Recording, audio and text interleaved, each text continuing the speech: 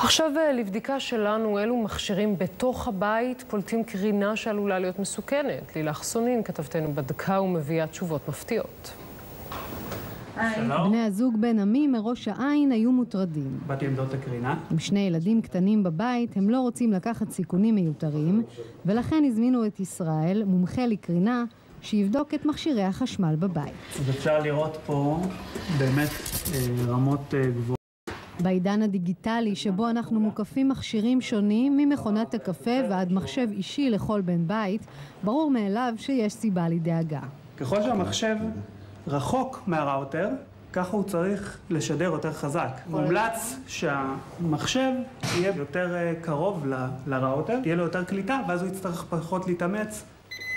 במכשירים מסוימים מדובר בסיכון כפול, הקרינה שמקורה בגלי הרדיו, וזו שקורה ברשת החשמל, היוצרת שדה מגנטי. אם מישהו שם את המחשב על הברכיים, מגיע כמעט ל10 מיליגאוס, שהרמה המומלצת היא 2.